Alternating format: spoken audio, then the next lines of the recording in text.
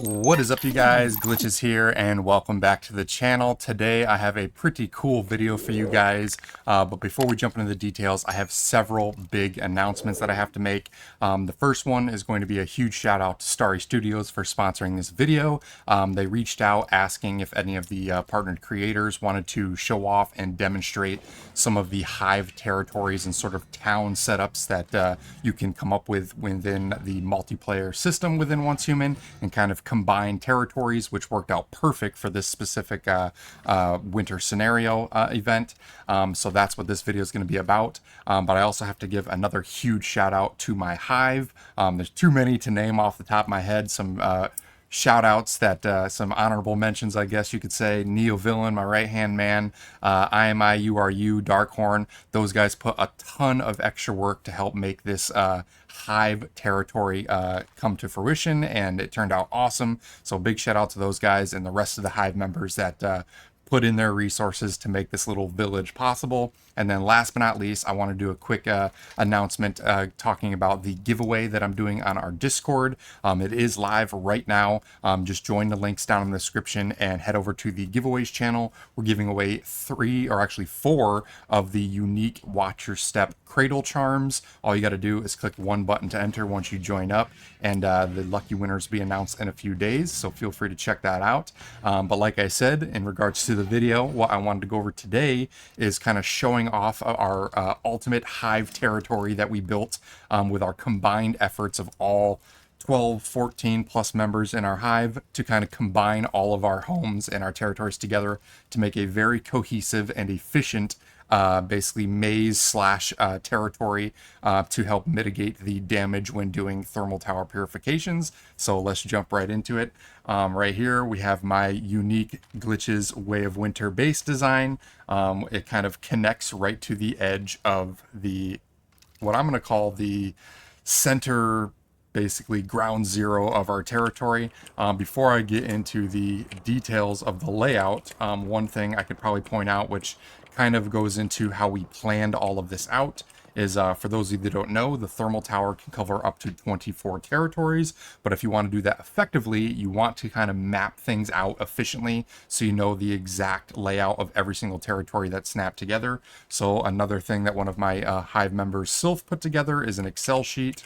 And it basically is a grid template showing over exactly how we wanted to map out the territories to perfectly fit around our tower and strategically place everyone's buildings, so they all fit perfectly together and snap together, and we could travel to them more quickly.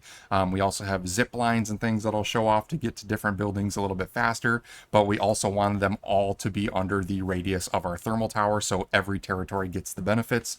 So we set up this cool little chart, and it kind of demonstrates the most efficient setup possible for your thermal tower. These are basically the numbers of people's territories, and then we assigned different players, like here I am, Glitches, on the chart, and kept track of where everyone's territory was going to be, so we knew whose bases was whose and where we're going to be building, things like that. So we kept it really organized, and it worked out really nicely.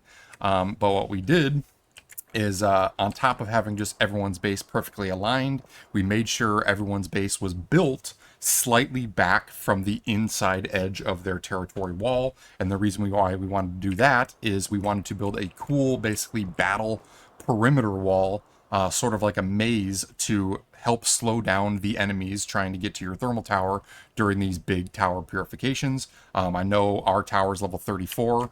We could potentially max this thing out right now. We just are choosing not to because we don't want to turn our area into oil fields right now. We want purified water.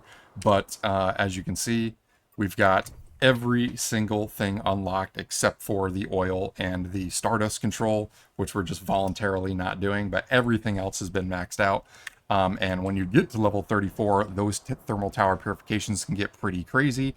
If you don't have a significant defense around this thing, enemies are just going to flood in by the dozens and just burn it down super quick. So we strategically planned out all of our specializations together, all of our base layouts together, and made this really cool defensive setup to make these purifications a little bit more easy.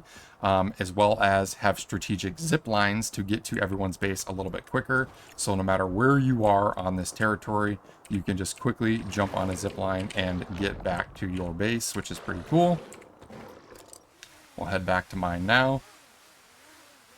But yeah, it's super efficient. It started out as just a small little wall with no turrets, no maze, and we noticed that enemies were spawning a little bit differently. But after 1, 2, maybe 3 cleanses, we started to get an idea of where enemies were spawning.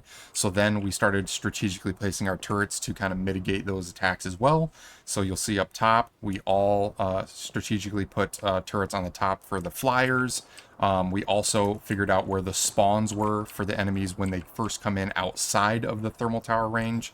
So we have players from every single building setting up turrets strategically on the outside of the base, so enemies are getting hit before they even reach the maze.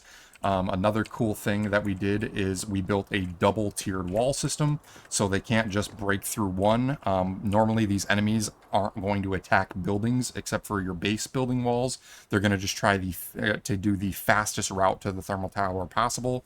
So we created a bit of a maze here with only one entrance on each side, and regardless of what side they come to, it funnels them through this little tunnel, which has multiple turrets, multiple grav traps to slow them down and things like that, and kind of funnels them into a choke point, basically. So really works well for these thermal tower defenses, and just slows them down. If they're coming all from the outside, they have to work their way through this long snake, regardless of which way they're going. So really efficient setup. And then the territories that we're using for production purposes, like our farms and things like that, we put those more towards the outside further corners, so that they don't interfere with the purifications as much. We've just got some buildings that are just massive farms, and put those on the corners. We got some castles here. There's my base. But really cool. Also, to kind of synergize with the cooperative aspect of this build, we sort of labeled each wall with a color. So this is like what we're considering our red wall. Then we have the green wall over there. We have a blue wall over here that has the glowing blue light skin, just so when you're doing call outs on like Discord or something with your team and enemies are spawning further away, you can be like, hey, enemies are spawning on red wall, enemies are spawning on green wall, and then the whole team can jump on a zip line or rotate a little bit quicker to get to the area a little bit faster, and just makes call outs a little bit quicker. But yeah, this is our little Way of Winter hive encampment, I guess you could say. Some of us have built right into the perimeter of the wall, which is kind of cool. And you just wrap all the way around, and everything is strategically done and snapped perfectly together. So we're all together. We're all under the effects of the thermal tower buffs. I mean, you can see down below, I've got 6, 7, 8, 9 buffs right now, and I have no food enabled. So this is all buffs coming from the tower and things like that. So we all get those buffs when we're doing purifications, and we turn the tower on to get even more damage boosts and things like that with some of our upgrades. But really cool territory designed for the Way of Winter scenario, for defending these thermal towers. I just wanted to quickly show that off and show the potential setups that you can do cooperatively when your team kind of communicates and works well together, and see how some of these setups can become pretty cool and pretty unique and travel to and from locations a little bit quicker. So yeah, that is basically the demo that I wanted to do today. Just kind of show off an idea of what you can potentially do for your setups. I know it's a little bit late in the season now, but there is people that are going to be joining the Way of Winter scenario a little bit later, so I thought I'd still put this out and give you guys an idea of some of the things that you can do. Maybe if I can get permission from my hive mates, I'll upload the link to that spreadsheet he did, at least maybe for the grid, so people can kind of use that as a reference potentially. But here, go ahead, screenshot it if you want, at least this side here. This is basically the most ideal setup to build with a hive team around the tower to get as many territories under the radius of the tower as possible. So feel free to snapshot that if you want. Really useful tool. But yeah, that is pretty much it, you guys. We've got, as you can see, almost 24 total territories between hive members and extra players that aren't in the hive but are just helping us out building all around the same little area on the map. So really, really cool, really, really efficient. And I think it turned out really good. Big shout out to all the Hive members again that contributed all of our resources. We kind of pooled them all together to build this into one giant encampment for everyone to kind of combine their efforts.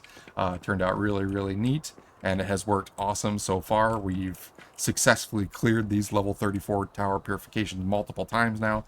So really, really cool.